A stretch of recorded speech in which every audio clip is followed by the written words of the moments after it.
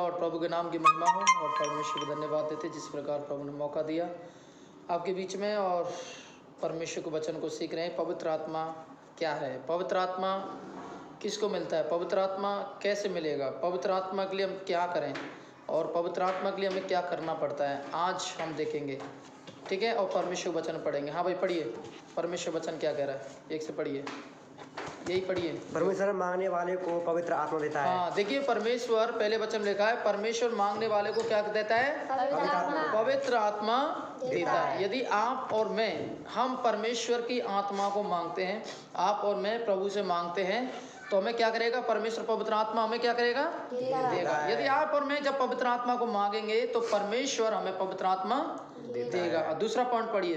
पवित्र आत्मा परमेश्वर की आत्मा है। हाँ, पवित्र आत्मा परमेश्वर की आत्मा ये है। कौन की आत्मा है, परमेश्वर की आत्मा है। इसलिए प्रभु के वचन लिखा है, पवित्र आत्मा किसकी आत्मा है, परमेश्वर की आत्मा। यदि आप और मैं उस परमेश्वर की आत्मा को चाहते हैं तो हमें क्या करना पड़ेगा, प्रभु से प्रार्थना करना पड़ेगा, तभी आपको मुझको क्या मिलेगी, परमेश्वर की आत्मा मिलेगी। हाँ, तीसरा पॉइंट पढ़िए। पवित्र आत्मा परमेश्वर के पुत्र यीशु मसीह की आत्मा है। हाँ, परमेश्वर की पवित्र आत्मा प्रभु यीशु मसीह के पुत्र की आत्मा है। पवित्र आत्मा प्रभु यीशु मसीह परमेश्वर के पुत्र की आत्मा है, जो आपके मेरे बीच में रहता है, आपके मेरे बीच में जो डेरा करता है, आपके मेरे बीच में जो प्रार्थना के लिए अगुवाई करता है, वह पवित्र आत्मा आपके मेरे बीच में है। और आगे बढ़िए। जो आत्मा परमेश्वर के पुत्र को नहीं मानती वह दुष्ट आत्मा है। हाँ, जो पवित्र आत्मा परमेश्वर के पुत्र को नहीं मानती है वह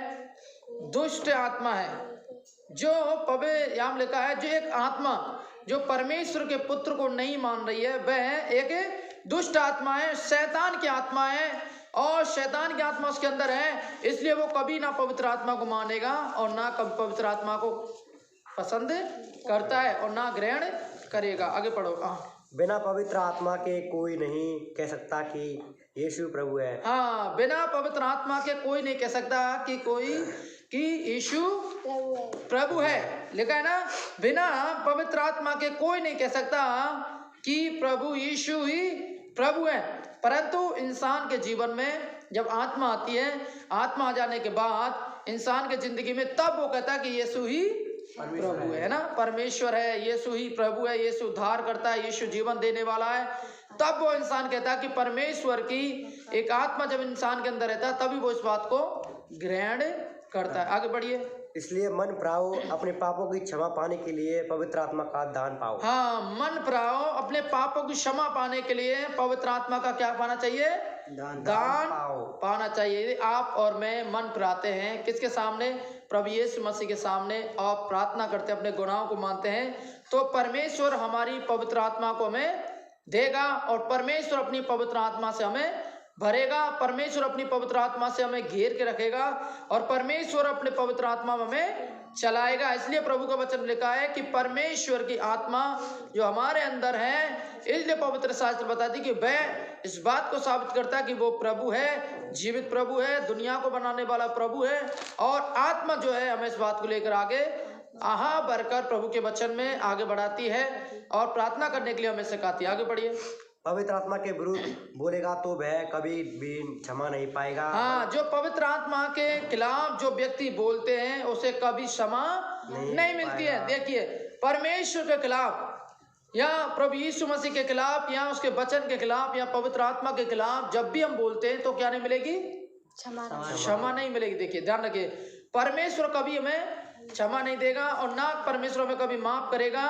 इसलिए प्रभु का वचन कहता है कि हमें कभी भी पवित्र आत्मा के खिलाफ नहीं बोलना चाहिए। जब आप और मैं पवित्र आत्मा के खिलाफ बोलते हैं तो इस बात को ध्यान रखना, कौन बोलता है, शैतान के लोग बोलते हैं। ठीक है, शैतान के लोग, जो शैतान उनके अंदर रहता है और उनके अंदर प्रभु नहीं है, ना तो उनके अंदर वचन है ना प्रभु यीशु मसीह, परंतु उनके अंदर शैतान जब वास करता है तब ही क्या करता है, वो पवित्र आत्मा के खिलाफ बोलते हैं। और प्रभु वचन लिखा है कि उनके जो खिलाफ पवित्र आत्मा के खिलाफ बोलते हैं उनको कभी पवित्र आत्मा, परमेश्वर वचन लिखा कि आत्मा ने कभी क्षमा नहीं करेगा और उनके गुनाहों को कभी क्षमा नहीं किया जाएगा। क्यों? क्योंकि मैंने पुत्र परमेश्वर के नाम में नहीं परंतु प्रभु यीशु मसीह के पवित्र आत्मा के बारे में बोला है। प्रभु यीशु मसीह वचन में लिखा है पुत्र के बारे में बोला जाए एक बार क्षमा किया जा सकता है परंतु पवित्र आत्मा के बारे में बोलने हुआ किसी को क्षमा नहीं मिलेगा। आगे पढ़िए। प्रभु यीशु ने कहा सहायक की पवित्र आत्मा मैं तुम्हारे ऊपर भेजूंगा। हाँ, प्रभु यीशु मसीह ने कहा कि मैं तुम्हारे ऊपर एक सहायक भेजूंगा जो किसका आत्मा होगा? पवित्र आत्मा का होगा।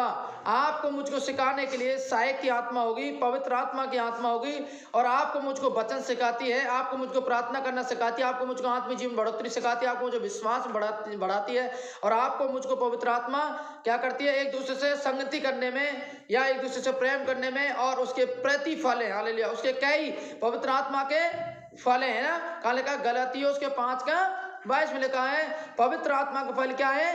प्रेम, धीरज, कृपा, अनुग्रह और ये पवित्र आत्मा के क्या है? फल है। हालेलुया, ये पवित्र आत्मा का क्या है?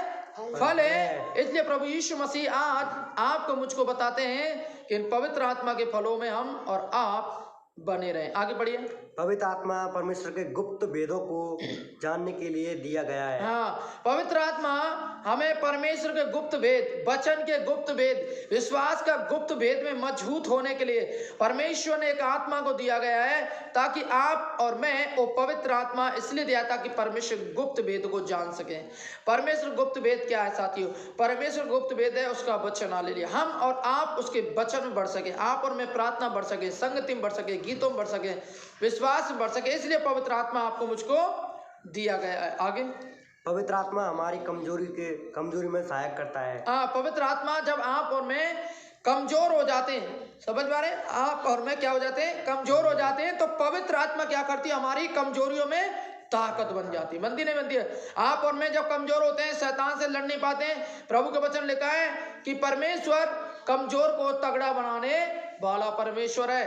परमेश्वर निर्बलों को ताकत देने वाला है, बलवंत देने वाला परमेश्वर। इसलिए प्रभु वचन लिखा है कि परमेश्वर कमजोरों को बलवंत बनाता है, खुदा किसी को कमजोर बनाना नहीं चाहता। आगे पढ़िए।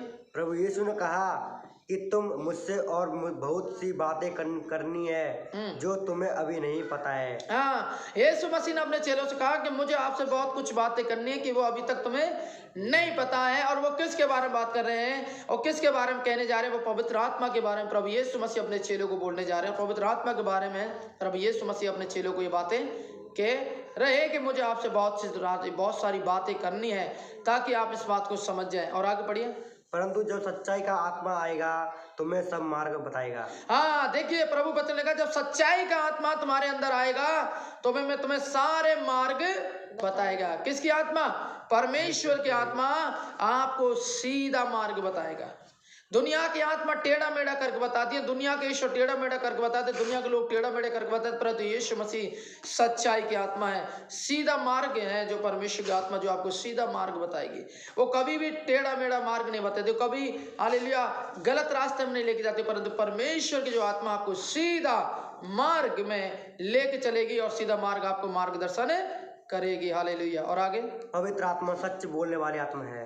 पवित्र आत्मा के अंदर जो है एक सच्चाई है, पवित्र आत्मा को पैदा करने वाला परमेश्वर वो सच्चाई का पिता है और वो पिता है जो हमेशा सच बोलने वाली आत्मा है। इसलिए प्रभु का वचन कहते हैं जब आपके अंदर पवित्र आत्मा तो आप भी सच बोलना चालू करते हैं और आप क्या करते हैं? सच बोलना चालू करते हैं, क्योंकि पवित्र आत्मा सच्चाई की आत्मा है। आगे बढ़िए। प्रभु यीशु ने कहा मैं तुम्हें अनाथ ना छोड़ूंगा, पवित्र के रूप में तुम्हारे पास लाऊंगा। हाँ, प्रभु यीशु मसीह ने कहा कि मैं तुम्हें अनाथ ना छोड़ूंगा। यूहन्ना के 14 अध्याय में कहा है कि मैं तुम्हें अनाथ ना छोड़ूंगा और मैं तुम्हारे पास में हालेलुया एक सहायक भेजूंगा। साथियों, परमेश्वर का वचन लिखा है कि परमेश्वर आज भी अपने सेवकों के बीच में, अपने दासों के बीच में, आप भी अपने विश्वासी के बीच में, सेवकाई के बीच में प्रभु ने एक आत्मा को रख के रखा, वो है पवित्र आत्मा। एक बात आत्मा को भेज के रखा है, वो पवित्र आत्मा, अगुवाई करने वाली आत्मा हमारे बीच में, हमारे अंदर वो आत्मा प्रेम करने वाली आत्मा बीच में। इसलिए प्रभु का वचन लिखा है कि एक आत्मा भेजूंगा और वो आत्मा किसकी आत्मा? परमेश्वर की आत्मा है।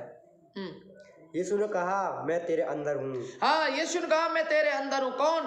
परमेश्वर आपके मेरे अंदर है। यदि आप प्रभु विश्वास करते हैं तो पवित्र आत्मा आपके अंदर आएगी। यदि आप प्रार्थना करते हैं टूटे मन से तो प्रभु की आत्मा आपके अंदर आएगी और यीशु आपके अंदर है। हाँ, यीशु मसीह ने कहा जहाँ 2 या 3 जमा हो मैं हाजिर उनमें। हाँ, प्रभु यीशु मसीह ने कहा जहाँ पे 2 या 3 मेरे नाम के जमा है उनके बीच में उपस्थित हूँ। कौन करें? प्रभु यीशु मसीह कह रहे साथियों। प्रभु यीशु मसीह इन बातों को लेकर हमसे बातचीत कर रहे हैं और वो बता रहे हैं कि मैं तुम्हारे बीच में हूँ। जब आप और मैं प्रार्थना करते हैं उस समय पवित्र आत्मा हमारे बीच में आती है। हालेलुया। पवित्र आत्मा हमारे जीवन से बात करती है, पवित्र आत्मा हमारे जीवन को छूती है। पवित्र आत्मा तमाम शैतान के गढ़, शैतान की शक्ति, शैतान के जादू टोना, तमाम शैतान के भूत प्रेत की आत्मा को क्या करते हैं? खत्म करते हैं। इसलिए पवित्र आत्मा हमारे डेरा डालती है। प्रभु हमारी जिंदगी में बड़ा अद्भुत काम करता है। हाँ, मेरा विश्वास करो मैं पिता में हूँ और पिता मुझ में है। हाँ, मेरा विश्वास करो कि मैं पिता में हूँ और पिता मुझ में। ये कौन करे कि परमेश्वर की आत्मा पिता के अंदर थी और पवित्र आत्मा किसके अंदर थी? पिता, पुत्र, पवित्र आत्मा किसके अंदर थी? यीशु मसीह की आत्मा थी और वो हमारे अंदर भी रहना चाहती है। चाहती नहीं चाहती है? चाहती है। इसलिए प्रभु के वचन लिखा है कि परमेश्वर प्रभु यीशु मसीह त्रिएक परमेश्वर जो है उसकी आत्मा हमारे आपके अंदर रहना चाहती है। और यदि आप और मैं इन वचनों को हम पढ़ते हैं, मनन करते हैं और विश्वास के साथ में इनको पढ़ते हैं और आगे इस वचन को मनन करने के बाद हम अपने जीवन में लागू करते हैं तो प्रभु हमें बहुत ऐसे अपनी आत्मा में और अपने वचन की गहराई में, एक विश्वास की गहराई में प्रभु क्या करेंगे? हमको चलाएंगे और हमारी मदद करेंगे। इसलिए साथियों में क्या करना है? प्रभु पर विश्वास करना है। प्रभु आपको इन वचनों से आपको आशीष दे।